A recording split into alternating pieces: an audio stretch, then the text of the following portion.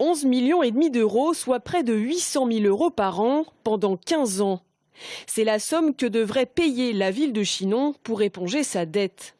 Prise à la gorge par un emprunt toxique contracté en 2007 auprès de la banque Dexia, la municipalité s'était vue dans l'obligation de voter un budget en déséquilibre il y a un mois. Le 21 avril dernier, le budget a été revoté, en équilibre cette fois, mais avec des consignes venant directement du préfet, ne pas provisionner les intérêts courants non échus de l'emprunt. Ceci nous a permis de rééquilibrer facialement le budget. Alors certes, le premier était illégal mais sincère. Le second est légal mais n'est pas sincère puisque 5 mois de l'année, les intérêts des 5 derniers mois, donc du 1er août au 31 décembre, ne sont pas intégrés dans la provision des sommes. Et ces sommes-là, il faudra bien de toute façon les payer en 2016. Donc ne pas les provisionner en 2015, c'est reporter le problème sur l'exercice 2016. À l'heure actuelle donc, 2 options en perspective.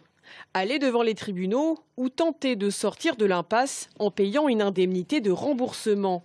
Pour Chinon, elle s'élèverait à plus de 7 millions d'euros.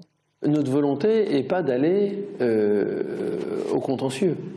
L'action contentieuse, elle a été engagée pour préserver les intérêts de la ville. Aujourd'hui, si vous voulez, dans l'état actuel des choses, la solution amiable qui nous est proposée n'en est pas une, puisqu'elle ne nous permet pas de sortir de l'impasse dans laquelle nous sommes. Nous avons devant nous des sommes dont nous avons l'incapacité d'honorer les montants. Même scénario en moins pire pour la ville de Loches qui, elle, fait face à une dette de 12 millions d'euros pour un emprunt qui court sur 30 ans.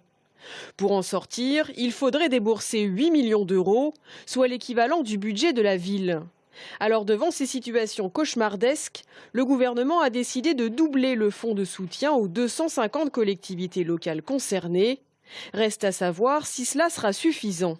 L'État participerait de 50 à 70%. Bon, il y a des simulations qui ont été faites. On espère pouvoir obtenir 60% à peu près en fonction effectivement du potentiel fiscal de la ville, de sa population, etc. Bon, et de sa situation financière.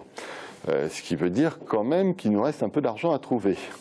Ajoutez à cela les baisses de dotation de l'État, moins 300 000 euros pour Chinon, moins 120 000 pour Loches en 2015.